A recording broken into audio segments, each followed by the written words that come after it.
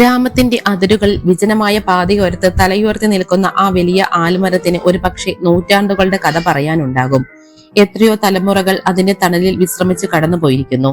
എന്നാൽ കഴിഞ്ഞ ഏതാനും വർഷങ്ങളായി ആ മരത്തിന്റെ തഴച്ചു വളരുന്ന വേരുകൾക്കിടയിൽ ഒരു സ്ഥിരം രൂപമുണ്ട്: രാമു കാക്ക. അസ്തമയ സൂര്യൻ ആകാശത്ത് ചുവപ്പ് പടർത്തുമ്പോൾ ആൽമരത്തിന്റെ ഇലകൾക്കിടയിലൂടെ അരിച്ചെത്തുന്ന വെളിച്ചം രാമുകാക്കയുടെ നരിച്ച മുടിയിൽ തട്ടിത്തിളങ്ങും. വെളുത്ത മുടിയും ജീവിതത്തിലെ കഷ്ടപ്പാടുകൾ ആഴത്തിൽ വരച്ചു ചേർത്ത ചുളിവുകളുമുള്ള മുഖവും അദ്ദേഹത്തിന് ഒരു സന്യാസിയുടെ പരിവേഷം നൽകിയിരുന്നു. രാമുകാക്കയുടെ കയ്യിൽ എപ്പോഴും മുറുകെ പിടിച്ചിരിക്കുന്ന ഒരു തടിവടിയുണ്ട്. വാർദ്ധക്യം തളർത്തിയ തന്റെ ശരീരത്തിന് അത് നൽകുന്ന താങ്ങും കാത്തിരിപ്പിന്റെ ഭാരവും ആ വടിക്ക് മാത്രമേ അറിയുമായിരുന്നുള്ളൂ. നഗരത്തിലേക്ക് നീളുന്ന ആ നീണ്ട പാതയിലേക്ക് നോക്കി അദ്ദേഹം മണിക്കൂറുകളോളം ഇരിക്കും. എപ്പോഴെങ്കിലും ഒരു കാർ തന്റെ മുന്നിൽ വന്നു നിൽക്കുമെന്നും അതിൽ നിന്ന് തന്റെ കൊച്ചു മുതലാളി ഇറങ്ങി വരുമെന്നും അദ്ദേഹം വിശ്വസിച്ചു. ഗ്രാമത്തിലെ കൊച്ചു കുട്ടികൾ വൈകുന്നേരം കളിക്കാനായി ആൽമര ചുവട്ടിലെത്തുമ്പോൾ വിസ്മയത്തോടെ രാമുകാക്കയെ നോക്കും. കാക്ക, നേരം ഇരുട്ടായിട്ടും നിങ്ങൾ എന്താണ് വീട്ടിൽ പോകാത്തത്? ആരെയാണ് നിങ്ങൾ എന്നും ഈ റോട്ടിലേക്ക് നോക്കി കാത്തിരിക്കുന്നത് എന്ന് കുട്ടികൾ ചോദിക്കുമ്പോൾ അദ്ദേഹത്തിന്റെ ചുണ്ടുകളിൽ ഒരു നേർത്ത പുഞ്ചിരി വിരിയും. എന്റെ കൊച്ചു മുതലാളിയെ, അവൻ വരും, എന്നെ കാണാൻ അവൻ തീർച്ചയായും വരും എന്ന് വളരെ പതിഞ്ഞ സ്വരത്തിൽ അദ്ദേഹം പറഞ്ഞു. ആ വാക്കുകളിൽ ഗൃഹദുരത്വത്തിന്റെ വലിയൊരു കടൽ തന്നെ ഉണ്ടായിരുന്നു. വർഷങ്ങൾക്ക് മുമ്പുള്ള ഓർമ്മകൾ രാമുകാക്കയുടെ മനസ്സിൽ ഇന്നും പച്ചപിടിച്ചു നിൽക്കുന്നു. ഡൽഹിയിലെ തിരക്കേറിയ തെരുവുകൾക്കിടയിലെ ശാന്തമായ ഒരു ബംഗ്ലാവിലായിരുന്നു അദ്ദേഹത്തിന്റെ ജീവിതത്തിന്റെ ഭൂരിഭാഗവും ചെലവഴിച്ചത്. രാജേശ്വർ പ്രസാദ് എന്ന വലിയ ബിസിനസ്സുകാരന്റെ വീട്ടിലെ വേലക്കാരനായിരുന്നു അദ്ദേഹം. പക്ഷെ ആ വീട്ടിലെ ആരും അദ്ദേഹത്തെ ഒരു ജോലിക്കാരനായി കണ്ടിരുന്നില്ല. രാജേശ്വർ പ്രസാദിന് രാമുകാക്ക വെറുമൊരു വേലക്കാരനായിരുന്നില്ല, മറിച്ച് വിശ്വസ്തനായ ഒരു സുഹൃത്തും കുടുംബാംഗവുമായിരുന്നു. ആ വീട്ടിൽ ആര്യൻ ജനിച്ച ദിവസം മുതലാണ് രാമുകാക്കയുടെ ജീവിതത്തിന് പുതിയൊരു അർത്ഥമുണ്ടായത്. ആര്യന്റെ ആദ്യ ചുവടുകൾക്കും അവൻ വിളിച്ച ആദ്യ വാക്കിനും സാക്ഷിയായ ആ മനുഷ്യൻ അവന് വെറുമൊരു ജോലിക്കാരനായിരുന്നില്ല, മറിച്ച് ഒരു പിതാവിന്റെ വാത്സല്യം നൽകിയ നിഴലായിരുന്നു. ആര്യൻ പിച്ചവെച്ച് നടക്കുമ്പോൾ വീഴാതെ പിടിച്ചതും അവൻ കരയുമ്പോൾ തോളിലേറ്റി താരാട്ട് പാടിയതും രാമുകാക്കയായിരുന്നു. ആര്യന് ഏറ്റവും പ്രിയപ്പെട്ട വിനോദം രാമുകാക്കയുടെ തോളിലിരുന്ന് പറമ്പിലെ പൂക്കളെ കാണുന്നതായിരുന്നു. രാമുകാക്ക അവന് പുതിയ വാക്കുകൾ പഠിപ്പിച്ചു, ലോകത്തിന്റെ കാഴ്ചകൾ കാണിച്ചു കൊടുത്തു. ആര്യന്റെ ഓരോ വളർച്ചയിലും നിശബ്ദനായ ഒരു കാവലാളായി അദ്ദേഹം ഉണ്ടായിരുന്നു. സ്കൂളിൽ പോകാൻ തുടങ്ങുന്ന പ്രായമായപ്പോൾ ആര്യന്റെ ലോകം രാമുകാക്കയെ ചുറ്റിപ്പറ്റിയുള്ളതായിരുന്നു. രാവിലെ അവനെ സ്കൂളിൽ കൊണ്ടുപോകുന്നതും വൈകുന്നേരങ്ങളിൽ സ്കൂൾ ബസ് വന്നിറങ്ങുന്നതും കാത്ത് രാമുകാക്ക ഗേറ്റിൽ നിൽക്കും. മടക്കയാത്രയിൽ സ്കൂളിലെ വിശേഷങ്ങൾ ആവേശത്തോടെ പങ്കുവെക്കുന്ന ആര്യന്റെ കൊച്ചു വർത്തമാനങ്ങൾ രാമുകാക്കയെ തന്നിലേക്ക് തന്നെ മടക്കി കൊണ്ടുപോകുമായിരുന്നു. വൈകുന്നേരങ്ങളിൽ നഗരത്തിലെ പാർക്കിൽ ആര്യനെ കൊണ്ടുപോകുന്നതായിരുന്നു രാമുകാക്കയുടെ ഏറ്റവും വലിയ സന്തോഷം. അവൻ ഊഞ്ഞാലാടുമ്പോൾ താഴെ നിന്ന് ചിരിക്കുന്ന രാമുകാക്കയുടെ മുഖം ആര്യന്റെ ബാല്യകാല സ്മരണകളിൽ ഇന്നും മായാതെ നിൽക്കുന്നുണ്ടാകും. എന്നാൽ കാലം ആരെയും കാത്തു നിൽക്കില്ല. വർഷങ്ങൾ കടന്നു പോയപ്പോൾ രാമുകാക്കയുടെ ശരീരത്തിന് പ്രായത്തിന്റെ അവശതകൾ ബാധിച്ചു തുടങ്ങി. പണ്ട് ആര്യനെ തോളിലേറ്റ് നടന്നിരുന്ന ആ കൈകൾക്ക് ഇപ്പോൾ വിറയൽ ബാധിച്ചിരിക്കുന്നു. പടികൾ കയറുമ്പോൾ അദ്ദേഹത്തിന് ശ്വാസം മുട്ടാൻ തുടങ്ങി.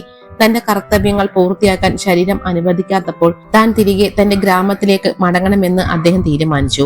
രാജേശ്വർ പ്രസാദും കുടുംബവും അദ്ദേഹത്തെ പിടിച്ചു നിർത്താൻ ആവുന്നത്ര ശ്രമിച്ചെങ്കിലും ശിഷ്ടകാലം തന്റെ ജന്മനാട്ടിൽ ശാന്തമായി കഴിയണമെന്ന അദ്ദേഹത്തിന്റെ ആഗ്രഹം അവർക്ക് അംഗീകരിക്കേണ്ടി വന്നു. വിടവാങ്ങൽ ദിവസം ആ ബംഗ്ലാവ് കണ്ണുനീരിൽ കുതിർന്നു. 10 വയസ്സുകാരനായ ആര്യൻ രാമുകാക്കയുടെ ഷർട്ടിൽ തൂങ്ങിപ്പിടിച്ചു കരഞ്ഞു. കാക്ക, എന്നെ വിട്ടു പോകരുത്, എനിക്ക് കഥകൾ പറഞ്ഞു തരാൻ ആരാണ് ഉണ്ടാകുക എന്ന ആര്യന്റെ ചോദ്യം രാമുകാക്കയുടെ ഹൃദയം തകർത്തു. തന്റെ പെട്ടി പാക്ക് ചെയ്ത് ഗേറ്റിന് പുറത്തേക്ക് ഇറങ്ങുമ്പോൾ അദ്ദേഹം അവസാനമായി ആര്യനെ ചേർത്ത് പിടിച്ചു. അവന്റെ കണ്ണീർ തുടച്ചു മാറ്റിക്കൊണ്ട് അദ്ദേഹം പറഞ്ഞു, മോൻ വലുതാകുമ്പോൾ ഈ കാക്കയെ മറക്കരുത്. എപ്പോഴെങ്കിലും സൗകര്യപ്പെടുമ്പോൾ എന്റെ ഗ്രാമത്തിലേക്ക് വരണം. ആര്യൻ അന്ന് തന്റെ ചെറിയ വിരലുകൾ കൊണ്ട് രാമുകാക്കയുടെ വലിയ കൈകളിൽ മുറുകെ പിടിച്ചു. ഞാൻ വരും കാക്ക, തീർച്ചയായും ഞാൻ വരും എന്ന് അവൻ ഉറപ്പ് നൽകി. ആ ഉറപ്പിലാണ് കഴിഞ്ഞ കുറെ വർഷങ്ങളായി രാമുകാക്കയുടെ ജീവിതം നിലനിൽക്കുന്നത്. ഓരോ വാഹനത്തിന്റെ ശബ്ദവും അദ്ദേഹത്തിന് പ്രതീക്ഷയാണ്. നഗരത്തിലെ ആഡംബരങ്ങളിൽ ആര്യൻ തന്നെ മറന്നു പോയിട്ടുണ്ടാകുമോ എന്ന ചോദ്യം പലപ്പോഴും അദ്ദേഹത്തിന്റെ ഉള്ളിൽ വരും. പക്ഷെ ഉടൻ തന്നെ ആ ഹൃദയം പറയും, ഇല്ല, അവൻ മറക്കില്ല. എന്റെ ആര്യൻ എന്നെ തേടി വരും. ആൽമരത്തിലെ കിളികൾ ചേക്കേറാൻ തുടങ്ങിയിരിക്കുന്നു. ഇരുട്ട് ഗ്രാമത്തെ പൊതിയുമ്പോഴും രാമുകാക്ക തന്റെ തടിവടിയിൽ ആഞ്ഞു ചവിട്ടി എഴുന്നേറ്റു. ഇന്ന് വന്നില്ല, പക്ഷെ നാളെ അവൻ വരും. ആ ഒരു വിശ്വാസം ആ വൃദ്ധന്റെ മുഖത്ത് പ്രകാശം പരത്തി. നാളത്തെ പുലരിക്കായി കാത്തിരിക്കാൻ അദ്ദേഹം തന്റെ ചെറിയ കൂരിയിലേക്ക് നടന്നു. ആൽമരം സാക്ഷിയായി ആ കാത്തിരിപ്പ് വീണ്ടും തുടരുന്നു. നഗരത്തിന്റെ ആഡംബര ബംഗ്ലാവിൽ നിന്ന് രാമു കാക്ക തന്റെ ജന്മനാട്ടിലേക്ക് മടങ്ങിയെത്തിയത് വെറും കൈയോടെയായിരുന്നു. വർഷങ്ങളോളം മറ്റുള്ളവർക്കായി വേർപ്പൊഴുക്കിയ ആ മനുഷ്യനെ വരവേറ്റത് വിണ്ടുകീറിയ മൺചുമരുകളും കരിപിടിച്ച അടുക്കളയുമുള്ള ഒരു ചെറിയ കൂരിയായിരുന്നു. പുറമേ നിന്ന് നോക്കിയാൽ ഏത് നിമിഷവും തകർന്നു വീഴാവുന്ന അവസ്ഥയിലായിരുന്നു ആ വീട്. മഴക്കാലത്ത് ഓലമേഞ്ഞ മേൽക്കൂരിയിലൂടെ വെള്ളം വീടിനുള്ളിലേക്ക് ഒലിച്ചിറങ്ങും.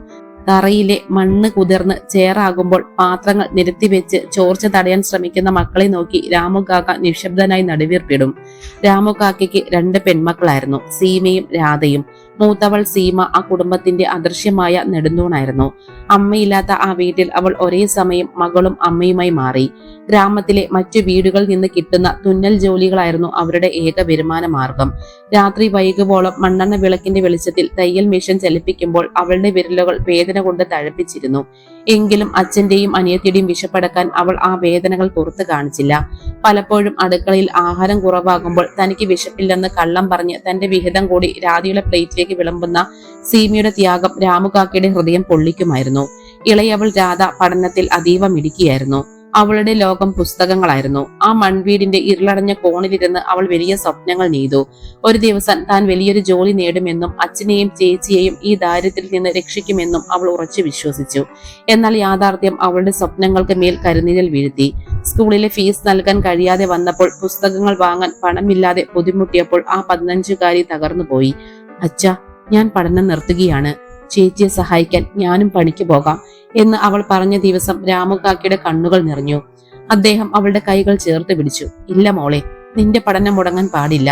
ഈ അച്ഛൻ ജീവിച്ചിരിക്കുമ്പോൾ നിന്റെ സ്വപ്നങ്ങൾ മരിക്കാൻ ഞാൻ അനുവദിക്കില്ല. നീ വലിയ നിലയിലെത്തണം. അത് മാത്രമാണ് എന്റെ ഏക ആഗ്രഹം. തന്റെ അവശതകൾ മറന്ന് മകളുടെ വിദ്യാഭ്യാസത്തിനായി അദ്ദേഹം അയൽവീടുകളിൽ ചെറിയ ജോലികൾക്ക് പോയി തുടങ്ങി. വാർദ്ധക്യ സഹജമായ അസുഖങ്ങൾ അലട്ടുമ്പോഴും മകളുടെ ഭാവിക്ക് മുന്നിൽ അദ്ദേഹം തന്റെ വേദനകൾ മറന്നു. ദാരിദ്ര്യം അതിന്റെ അങ്ങേയറ്റത്തെത്തുമ്പോൾ രാമുകാക്കിയുടെ ഏക ആശ്വാസം ആ പഴയ ആൽമര ചുവടായിരുന്നു. എല്ലാ വൈകുന്നേരവും അദ്ദേഹം അവിടെ പോയി ഇരിക്കുന്നത് വെറുതെയല്ലെന്ന് ഗ്രാമവാസികൾക്ക് അറിയാമായിരുന്നു. ഗ്രാമത്തിലെ ചായക്കടയിൽ ഇരിക്കുന്നവർ അദ്ദേഹത്തെ നോക്കി പരിഹസിച്ചു. നോക്കൂ, നഗരത്തിലെ പണക്കാരൻ വരുന്നത് കാത്തിരിക്കുന്ന രാമുവിനെ. പണമുള്ളവർക്ക് പാവങ്ങളെ ഓർക്കാൻ സമയം എവിടെ? അവൻ നിന്നെ എന്നേ മറന്നു പോയിട്ടുണ്ടാകും. അവരുടെ ഓരോ വാക്കുകളും രാമുകാക്കയുടെ ഉള്ളിൽ തറയ്ക്കുമായിരുന്നു. എങ്കിലും അദ്ദേഹം പ്രതികരിച്ചില്ല. മനുഷ്യബന്ധങ്ങളിൽ രാമുകാക്കയ്ക്ക് അചഞ്ചലമായ വിശ്വാസമുണ്ടായിരുന്നു. പണം കൊണ്ട് അളക്കാൻ കഴിയാത്ത ഒന്നാണ് സ്നേഹമെന്ന് അദ്ദേഹം വിശ്വസിച്ചു.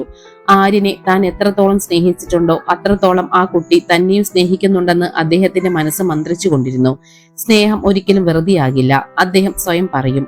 ആര്യൻ എന്നെങ്കിലും ഒരിക്കൽ തന്നെ തേടി വരുമെന്നും അന്ന് തന്റെ മക്കളുടെ ഈ കഷ്ടപ്പാടുകൾക്ക് അറുതിയാകുമെന്നും അദ്ദേഹം സ്വപ്നം കണ്ടു. രാത്രികളിൽ ദാരിദ്ര്യത്തിന്റെ കയ്പ് അവരെ ശ്വാസം മുട്ടിക്കുമ്പോഴും രാമുകാക്ക മക്കൾക്ക് പഴയ കഥകൾ പറഞ്ഞു കൊടുക്കും. നഗരത്തിലെ ആ വലിയ ബംഗ്ലാവിനെ കുറിച്ചും അവിടെ വളരുന്ന ആ കൊച്ചു ആര്യനെ കുറിച്ചും അദ്ദേഹം വിവരിക്കുമ്പോൾ സീമയുടെയും രാധയുടെയും കണ്ണുകളിൽ ഒരു ചെറിയ പ്രതീക്ഷ മിന്നിമറയും. ആ സ്നേഹത്തിന്റെ മധുരമായിരുന്നു കൈപ്പേറിയ ആ ജീവിതത്തിൽ അവർക്ക് മുന്നോട്ട് പോകാനുള്ള ഏക ഇന്ധനം. തന്റെ കാത്തിരിപ്പ് ഒരിക്കൽ സഫലമാകുമെന്ന ഉറച്ച വിശ്വാസത്തോടെ വിശപ്പിനെ സ്നേഹം കൊണ്ട് തോൽപ്പിച്ച് അവർ ഓരോ ദിവസവും തള്ളി നീക്കി. കാലചക്രം അതിന്റെ പ്രയാണം തുടർന്നുകൊണ്ടേയിരുന്നു. വർഷങ്ങൾ ആര്യനെ ഒരു കുട്ടിക്കാലത്ത് നിന്ന് പക്വതയുള്ള ഒരു യുവാവാക്കി മാറ്റി. വിദേശത്തെ ഉന്നത പഠനവും അവിടെ കെട്ടിപ്പടുത്ത ബിസിനസ് സാമ്രാജ്യവും അവനെ ലോകം അംഗീകരിക്കുന്ന ഒരു വ്യക്തിയാക്കി മാറ്റിയിരുന്നു. എന്നാൽ വിദേശത്തെ ആധുനിക നഗരങ്ങളുടെ തിരക്കിലും തിളക്കത്തിൽ ഇരിക്കുമ്പോഴും ആര്യന്റെ ഉള്ളിൽ ഒരു വിങ്ങൽ ബാക്കിയുണ്ടായിരുന്നു. ഡൽഹിയിലെ ഇന്ദിരാഗാന്ധി അന്താരാഷ്ട്ര വിമാനത്താവളത്തിൽ അവൻ വന്നിറങ്ങുമ്പോൾ ക്യാമറ കണ്ണുകളും മാധ്യമപ്രവർത്തകരും അവനെ പൊതിഞ്ഞു. എന്നാൽ ആ തിരക്കുകൾക്കിടയിലും ആര്യന്റെ മനസ്സ് തിരിഞ്ഞത് മറ്റൊന്നായിരുന്നു. വിമാനത്താവളത്തിന് പുറത്ത് കാത്തുനിന്ന ആഡംബര കാറിലേക്ക് കയറുമ്പോൾ എയർ കണ്ടീഷൻ ചെയ്ത തണുപ്പിലും അവന്റെ ഓർമ്മകൾക്ക് ചൂടുണ്ടായിരുന്നു. നഗരത്തിലെ മെട്രോ തൂണുകളും കൂറ്റൻ കെട്ടിടങ്ങളും പിന്നിലേക്ക് മറയുമ്പോൾ ആര്യൻ തന്റെ കുട്ടിക്കാലത്തേക്ക് യാത്ര ചെയ്യുകയായിരുന്നു. ബംഗ്ലാവിന്റെ ഗേറ്റിൽ കാർ എത്തുമ്പോൾ പഴയതുപോലെ ഒരു രൂപം അവിടെ തന്നെ കാത്തു നിൽക്കുന്നുണ്ടാകുമെന്ന് അവൻ വെറുതെ ആശിച്ചു. എന്നാൽ അവിടെ പുതിയ സെക്യൂരിറ്റി ജീവനക്കാരായിരുന്നു ഉണ്ടായിരുന്നത്. വീട്ടിലെത്തിയ അവനെ സ്വീകരിക്കാൻ ബന്ധുക്കളും സുഹൃത്തുക്കളും മത്സരിച്ചു. പൂച്ചെണ്ടുകളും ആശംസകളും പ്രവഹിച്ചു. പക്ഷെ ആര്യന്റെ കണ്ണുകൾ ആ വീടിന്റെ ഓരോ കോണിലും തന്റെ പ്രിയപ്പെട്ട രാമുകാക്കയെ തിരഞ്ഞുകൊണ്ടിരുന്നു. സൽക്കാരങ്ങൾക്കിടയിൽ ഒരു നിമിഷം അമ്മയെ തനിച്ച് കിട്ടിയപ്പോൾ ആര്യൻ ചോദിച്ചു, അമ്മേ, രാമുകാക്ക എവിടെ? എനിക്ക് അദ്ദേഹത്തെ കാണണം. ആ ചോദ്യം കേട്ടപ്പോൾ അമ്മയുടെ മുഖത്ത് ഒരു നിമിഷം നിശബ്ദത പടർന്നു. നമ്മൾ അദ്ദേഹത്തെ വിളിക്കാറില്ല മോനെ. അപ്പോൾ അദ്ദേഹത്തിന്റെ അവസ്ഥ എന്താണ്? ആര്യന്റെ സ്വരത്തിൽ ആശങ്ക പടർന്നു. അമ്മ നിസ്സംഗതയോടെ പറഞ്ഞു, തുടക്കത്തിൽ കുറച്ചു കാലം വിളിക്കുമായിരുന്നു. പിന്നീട് ജീവിതത്തിന്റെ തിരക്കുകൾക്കിടയിൽ ആ ബന്ധം വിട്ടുപോയി. ഇപ്പോൾ അദ്ദേഹം എവിടെയാണെന്നോ എങ്ങനെയാണെന്നോ ഞങ്ങൾക്ക് കൃത്യമായി അറിയില്ല. അമ്മയുടെ ആ മറുപടി ആര്യനെ വല്ലാതെ വേദനിപ്പിച്ചു. താൻ ഇന്ന് അനുഭവിക്കുന്ന ഈ വലിയ വിജയങ്ങൾക്ക് പിന്നിൽ രാമു കാക്ക പകർന്നു നൽകിയ ആത്മവിശ്വാസവും സ്നേഹമുണ്ടെന്ന് അവൻ വിശ്വസിച്ചു. ലോകം മുഴുവൻ കീഴടക്കിയിട്ടും തന്നെ വളർത്തിയ മനുഷ്യനെ മറന്നുപോയതിൽ അവന് വലിയ കുറ്റബോധം തോന്നി. ആ രാത്രി ആര്യന് ഉറങ്ങാൻ കഴിഞ്ഞില്ല. മുകളിലത്തെ നിലയിലെ ബാൽക്കണിയിലിരുന്ന് താഴെ ഇരുളിൽ മറിഞ്ഞ പൂന്തോട്ടത്തിലേക്ക് നോക്കി തന്നെ തോളിലേറ്റി അവിടെ ഓടി നടന്നിരുന്ന രാമുകാക്കയുടെ രൂപം അവന്റെ മുന്നിൽ തെളിഞ്ഞു വന്നു. പിറ്റേന്ന് പുലർച്ചെ തന്നെ അവൻ ഒരു തീരുമാനമെടുത്തു. ആരോടും കൂടുതൽ വിശദീകരണങ്ങൾക്ക് നൽകാതെ ഡ്രൈവറെ വിളിച്ചു. നമുക്ക് രാമുകാക്കയുടെ ഗ്രാമം വരെ പോകണം, കാർ തയ്യാറാകൂ. നഗരത്തിന്റെ കോൺക്രീറ്റ് കാടുകൾ പിന്നിട്ട് കാർ ഹൈവേയിലേക്ക് പ്രവേശിച്ചു. ഏകദേശം 200 കിലോമീറ്റർ ദൂരെയുള്ള ആ യാത്രയിൽ ആര്യൻ തികച്ചും മൗനിയായിരുന്നു. പുറത്തെ പച്ചപ്പും പാടങ്ങളും കാണുമ്പോൾ അവന്റെ ഉള്ളിൽ പഴയ കഥകൾ തിരതല്ലി.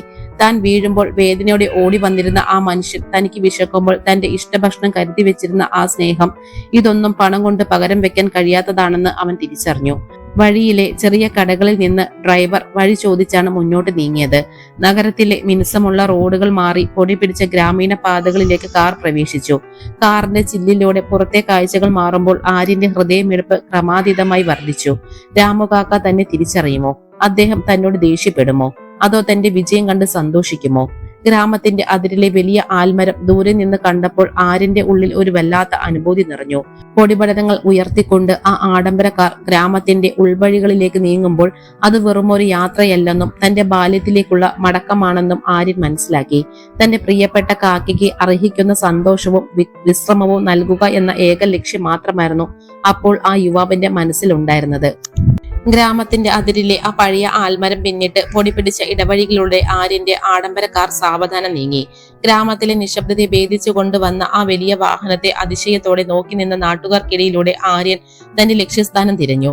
ഒടുവിൽ തകർന്നു വീഴാറായ മൺചുമരുകളുള്ള ആ ചെറിയ കൂരയ്ക്ക് മുന്നിൽ കാർ നിന്നു. കാറിൽ നിന്നിറങ്ങിയ ആര്യന്റെ ഉള്ളിൽ ഒരു വല്ലാത്ത ഭയം നിഴലിച്ചിരുന്നു. ആ വീടിന്റെ അവസ്ഥ കണ്ടപ്പോൾ തന്നെ അവന്റെ ഹൃദയം ഒന്ന് പിടഞ്ഞു. മുറ്റത്ത് ആരും ഉണ്ടായിരുന്നില്ല. അയൽപക്കത്തെ വീടിന്റെ തിണ്ണയിൽ ഇരുന്നിരുന്ന ഒരു വയോധികന്റെ അടുത്തേക്ക് ആര്യൻ ചെന്നു. രാമു കാക്ക, അദ്ദേഹം ഇവിടെയല്ലേ താമസം? ആര്യന്റെ സ്വരത്തിൽ ഒരു വിറയലുണ്ടായിരുന്നു. ആ വയോധികൻ തന്റെ കണ്ണട മാറ്റിവെച്ച് ആര്യനെ ഒന്ന് സൂക്ഷിച്ചു നോക്കി. ഒരു നെടുവീർപ്പോടെ അദ്ദേഹം പറഞ്ഞു, നീ നഗരത്തിൽ നിന്നുള്ള ആ കൊച്ചു മുതലാളിയാണോ? രാമു നിന്നെക്കുറിച്ച് ഒരുപാട് പറയാറുണ്ടായിരുന്നു. പക്ഷെ മോനെ, നീ വരാൻ വൈകിപ്പോയി. ഏതാനും മാസങ്ങൾക്ക് മുൻപ് ആ മനുഷ്യൻ ഈ ലോകത്തോട് വിട പറഞ്ഞു. ആ വാക്കുകൾ ഒരു ഇടിമിന്നൽ പോലെയാണ് ആര്യന്റെ കാതുകളിൽ പതിച്ചത്. ഒരു നിമിഷം ലോകം മുഴുവൻ നിശ്ചലമായതുപോലെ അവന് തോന്നി. ശ്വാസം എടുക്കാൻ പോലും പ്രയാസപ്പെട്ടുകൊണ്ട് അവൻ ആ മൺവീടിന്റെ ഭിത്തിയിൽ ചാരി നിന്നു. മരിക്കുന്നതുവരെ ആ റോഡിലേക്ക് നോക്കി അദ്ദേഹം നിന്നെ കാത്തിരിക്കുകയായിരുന്നു. അവസാന ശ്വാസത്തിലും ആര്യൻ വരുമെന്ന് അദ്ദേഹം ഉറച്ചു വിശ്വസിച്ചിരുന്നു. വയോധികന്റെ വാക്കുകൾ ആര്യന്റെ ഉള്ളിൽ മുറിവുകൾ തീർത്തു. ശബ്ദം കേട്ട് വീടിനുള്ളിൽ നിന്ന് 2 പെൺകുട്ടികൾ പുറത്തു വന്നു. രാമുകാക്കയുടെ മക്കളായ സീമിയും രാധയുമായിരുന്നു അത്. കീറി പറഞ്ഞതും തുന്നിച്ചേർത്തതുമായ വസ്ത്രങ്ങൾ ധരിച്ച് അവരെ കണ്ടപ്പോൾ ആര്യന്റെ മനസ്സ് നീറി. ലോകത്തിന്റെ എല്ലാ സുഖസൗകര്യങ്ങളിലും താൻ ജീവിക്കുമ്പോൾ തന്നെ സ്വന്തം മകനെ പോലെ സ്നേഹിച്ച മനുഷ്യന്റെ മക്കൾ ഇവിടെ വിശപ്പും ദാരിദ്ര്യവുമായി മല്ലിടുകയായിരുന്നു എന്ന തിരിച്ചറിവ് അവനെ കുറ്റബോധത്തിന്റെ ആഴങ്ങളിലേക്ക് തള്ളിയിട്ടു. അവർ അവനെ തിരിച്ചറിഞ്ഞതുപോലെ വിതുമ്പലോടെ നോക്കി നിന്നു. വരൂ, ഉള്ളിലേക്കിരിക്കൂ. സീമ കണ്ണു തുടച്ചുകൊണ്ട് അവനെ ആ ചെറിയ വീട്ടിനുള്ളിലേക്ക് ക്ഷണിച്ചു. മണ്ണുപാകിയ ആ തറയിലിരിക്കുമ്പോൾ ആര്യന്റെ കണ്ണുകൾ ആ വീടിന്റെ ഓരോ കോണിലും തന്റെ പ്രിയപ്പെട്ട കാക്കയുടെ സാന്നിധ്യം തിരിച്ചറിഞ്ഞു. സീമ അകത്ത് പോയി തുരുമ്പിച്ച ഒരു പഴയ ടിൻപെട്ടിയുമായി മടങ്ങിയെത്തി. അത് വളരെ ഭദ്രമായി ഒരു തുണിയിൽ പൊതിഞ്ഞായിരുന്നു സൂക്ഷിച്ചിരുന്നത്. അച്ഛൻ ഇത് മരിക്കുവോളം നെഞ്ചോട് ചേർത്ത് പിടിച്ചതാണ്. മരിക്കുന്നതിന് തൊട്ടു മുൻപ് ഇത് ഏൽപ്പിച്ചിട്ട് പറഞ്ഞു, എന്റെ കൊച്ചു മുതലാളി എന്നെങ്കിലും വരും, അന്ന് ഇത് അവന് നൽകണമെന്ന്. വിറയ്ക്കുന്ന കൈകളോടെ ആര്യൻ ആ പെട്ടി തുറന്നു. അതിനുള്ളിൽ കണ്ട കാഴ്ച അവന്റെ ഹൃദയം തകർത്തു കളഞ്ഞു. തന്റെ കുട്ടിക്കാലത്തെ കറുപ്പും വെളുപ്പും കലർന്ന ഒരു ചെറിയ ഫോട്ടോ. അതിൽ രാമുകാക്കയുടെ കൈകളിൽ പിടിച്ച് ചിരിച്ചു നിൽക്കുന്ന കൊച്ചു ആര്യനുണ്ട്. കൂടെ അവൻ കുട്ടിക്കാലത്ത് കളിച്ചിരുന്ന പെയിന്റ് ഇളകിപ്പോയ തടി കൊണ്ടുള്ള ഒരു പഴയ കുതിരക്കളിപ്പാട്ടവും നഗരത്തിലെ വലിയ മാളുകളിൽ നിന്ന് താൻ വാങ്ങിക്കൂട്ടിയ വില കൂടിയ കളിപ്പാട്ടങ്ങൾക്കിടയിൽ എപ്പോഴും കളഞ്ഞുപോയ തന്റെ ബാല്യം രാമുകാക്ക ഈ ഗ്രാമത്തിൽ ഇത്രയും കാലം കാത്തി സൂക്ഷിച്ചിരുന്നു. പെട്ടിയുടെ ഏറ്റവും താഴെ മടക്കി വെച്ച ഒരു പഴയ കടലാസ് കഷ്ണം ഉണ്ടായിരുന്നു. അത് രാമുകാക്ക തന്റെ വിറയ്ക്കുന്ന കൈകൾ കൊണ്ട് ആര്യന് വേണ്ടി എഴുതിയ അവസാന കത്തായിരുന്നു. എന്റെ പ്രിയപ്പെട്ട കൊച്ചു മുതലാളിക്ക്, നീ വലിയ നിലയിൽ എത്തുമെന്ന് എനിക്ക് അറിയാമായിരുന്നു. നിന്നെ നേരിൽ കാണാൻ കഴിയില്ലെന്ന് തോന്നുന്നു. പക്ഷെ നീ വരുമെന്ന് എനിക്ക് ഉറപ്പുണ്ട്. എനിക്ക് നീ വെറുമൊരു മുതലാളിയുടെ മകനായിരുന്നില്ല, എന്റെ സ്വന്തം മകനായിരുന്നു. നിന്റെ വിജയം കാണാൻ ഞാൻ ഉണ്ടാകില്ല, എങ്കിലും എന്റെ അനുഗ്രഹം എപ്പോഴും നിന്റെ കൂടെ ഉണ്ടാകും. ആ വരികൾ വായിച്ചു തീർക്കാൻ ആര്യന് കഴിഞ്ഞില്ല. ആ ടിൻപെട്ടി നെഞ്ചോട് ചേർത്ത് പിടിച്ച് അവൻ ആ മൺവീടിന്റെ തറയിലിരുന്ന് പൊട്ടിക്കരഞ്ഞു. ചുറ്റും നിന്നവരുടെ കണ്ണുകളും നിറഞ്ഞൊഴുകി. സ്നേഹം എന്നത് പണം നൽകി വാങ്ങാവുന്ന ഒന്നല്ലെന്നും അത് പ്രകടിപ്പിക്കാൻ സമയത്തിന് വലിയ വിലയുണ്ടെന്നും അവൻ തിരിച്ചറിഞ്ഞു. താൻ എത്ര വലിയ പണക്കാരനായാലും രാമു കാക്ക തനിക്ക് നൽകിയ ആ നിസ്വാർത്ഥമായ സ്നേഹത്തിന് പകരം വെക്കാൻ തന്റെ കൈവശം ഒന്നുമില്ലെന്ന സത്യം അവനെ വല്ലാതെ വേദനിപ്പിച്ചു. സ്നേഹം കൈമാറാൻ താൻ ഒരുപാട് വൈകിപ്പോയി എന്ന തിരിച്ചറിവ് ആരിന്റെ ഉള്ളിൽ ഒരു തീക്കനലായി ബാക്കിയായി. ആ ചെറിയ മൺവീടിന്റെ ഉമ്മർത്തിരുന്ന് കരഞ്ഞു തീർത്തപ്പോൾ ആരിന്റെ ഉള്ളിലെ ഭാരം അല്പം കുറഞ്ഞതുപോലെ തോന്നി. പക്ഷെ ആ കണ്ണുനീർ വെറുമൊരു സങ്കടമായിരുന്നില്ല, അതൊരു തിരിച്ചറിവായിരുന്നു. താൻ തിരികെ നൽകാൻ മറന്നുപോയ സ്നേഹത്തിന് പ്രായശ്ചിത്തം ചെയ്യേണ്ടത് വാക്കുകൾ കൊണ്ടല്ല, പ്രവൃത്തികൾ കൊണ്ടാവണമെന്ന് അവൻ ഉറപ്പിച്ചു. ചുറ്റും നിൽക്കുന്ന ദാരിദ്ര്യത്തിന്റെ അടയാളങ്ങൾ അവനെ നോക്കി പരിഹസിക്കുന്നത് പോലെ തോന്നി. ആര്യൻ പതുക്കെ എഴുന്നേറ്റ് കണ്ണു തുടച്ച് സീമയുടെയും രാധയുടെയും മുന്നിൽ നിന്നു. അവന്റെ സ്വരത്തിൽ മുൻപില്ലാത്ത ഒരു ദൃഢതയുണ്ടായിരുന്നു. സീമ, രാധ, നിങ്ങൾ എന്നെ ചെറിയ മുതലാളി എന്ന് വിളിക്കരുത്. നിങ്ങളുടെ അച്ഛൻ എന്നെ കണ്ടത് സ്വന്തം മകനെ പോലെയാണ്. അങ്ങനെയാണെങ്കിൽ ഞാൻ നിങ്ങളുടെ സഹോദരനാണ്. ഇന്നു മുതൽ നിങ്ങളുടെ എല്ലാ ഉത്തരവാദിത്തങ്ങളും എന്റേതാണ്. അത് ഞാൻ നിങ്ങൾക്കായി ചെയ്യുന്ന ഉപകാരമല്ല, മറിച്ച് രാമു കാക്ക എന്നോട് കാണിച്ച സ്നേഹത്തിന് പകരമായി ഞാൻ ചെയ്യേണ്ട കടമയാണ്. ആ വാഗ്ദാനം കേട്ടപ്പോൾ ആ സഹോദരിമാർക്ക് അത് വിശ്വസിക്കാനായില്ല. തങ്ങളുടെ ജീവിതത്തിലെ കറുത്ത മേഘങ്ങൾ വിട്ടകലുകയാണെന്ന് അവർക്ക് തോന്നി. ആര്യൻ തന്റെ വാക്ക് പാലിച്ചു. സീമയുടെ വിവാഹമായിരുന്നു അവന്റെ ആദ്യത്തെ ലക്ഷ്യം. ഗ്രാമവാസികൾ അമ്പരപ്പോടെ നോക്കി നിൽക്കെ രാമു കാക്കയുടെ ആ പഴയ വീട് പുതുക്കി പണിതു. നഗരത്തിലെ തിരക്കുകൾക്കിടയിലും ആര്യൻ ഓരോ ദിവസവും ഗ്രാമത്തിലെ കാര്യങ്ങൾ നേരിട്ട് വിളിച്ചു തിരക്കി. സീമയുടെ വിവാഹ നിശ്ചയം കഴിഞ്ഞപ്പോൾ അത് ഗ്രാമം കണ്ട ഏറ്റവും വലിയ ആഘോഷമായി മാറ്റാൻ അവൻ തീരുമാനിച്ചു. ആഡംബരങ്ങൾ നിറയുമ്പോഴും ഗ്രാമത്തിന്റെ തനിമയും വിശുദ്ധിയും ചോർന്നു പോകാതെ അവൻ ശ്രദ്ധിച്ചു. മാസങ്ങൾക്ക് ശേഷം ആ ശുഭദിനം എത്തി. പട്ടുസാരി കൊടുത്ത് സർവാഭരണ വിഭൂഷിതയായി കല്യാണ മണ്ഡപത്തിൽ ഇരിക്കുന്ന സീമയെ കണ്ടപ്പോൾ എല്ലാവർക്കും രാമു കാക്കയെ ഓർമ്മ വന്നു. വിവാഹ പന്തലിൽ അതിഥികളെ സ്വീകരിക്കുന്നതിനും സന്ധ്യ വിളമ്പുന്നതിനും മുൻപന്തിയിൽ ആര്യൻ ഉണ്ടായിരുന്നു. നഗരത്തിലെ വലിയ ബിസിനസ്സുകാരനായ അവൻ സാധാരണക്കാരനായ ഗ്രാമവാസികൾക്കൊപ്പം തോളോട് തോൾ ചേർന്ന് പണിയെടുത്തു. സീമയുടെ വിവാഹത്തിന് കന്യാദാനം നടത്തിയത് ആര്യനായിരുന്നു. ആ നിമിഷം പന്തലിലുണ്ടായിരുന്ന പലവരുടെയും കണ്ണുകൾ നിറഞ്ഞു. മുകളിൽ ആകാശത്തിരുന്ന് രാമു കാക്ക തന്റെ മക്കളുടെ സന്തോഷം കണ്ട് അനുഗ്രഹിക്കുന്നുണ്ടാകുമെന്ന് ആ ഗ്രാമം ഒന്നടങ്കം വിശ്വസിച്ചു.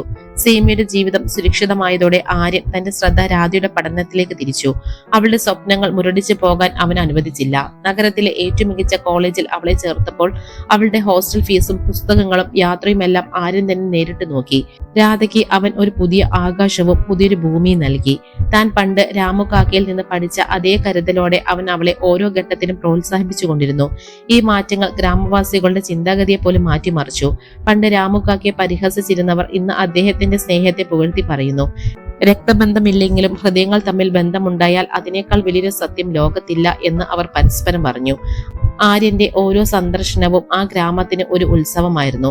താൻ നേടിയ പണത്തേക്കാൾ വലിയ സമ്പാദ്യം രാമു കാക്ക തനിക്ക് നൽകിയ ആ സ്നേഹമാണെന്ന് ആര്യൻ തിരിച്ചറിഞ്ഞു. ബിസിനസ് ലോകത്തെ മത്സരങ്ങൾക്കിടയിലും കരാറുകൾക്കിടയിലും ആര്യൻ ആ ഗ്രാമത്തെയും തന്റെ സഹോദരിമാരെയും മറന്നില്ല. ഒരു മനുഷ്യൻ മറ്റൊരു മനുഷ്യന് നൽകുന്ന ഏറ്റവും വലിയ സമ്മാനം പണമല്ല, മറിച്ച് ആപത്തിൽ താങ്ങായി നിൽക്കുന്ന സ്നേഹവും കരുതലുമാണെന്ന് ഈ കഥ ലോകത്തോട് വിളിച്ചു പറയുന്നു.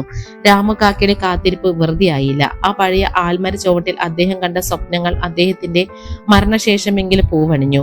സ്നേഹം ഒരിക്കലും പരാജയപ്പെടില്ലെന്നും അത് കാലങ്ങൾക്കിപ്പുറം പുതിയ രൂപത്തിൽ മടങ്ങി വരുമെന്നും ഈ കഥ നമ്മെ ഓർമ്മിപ്പിക്കുന്നു.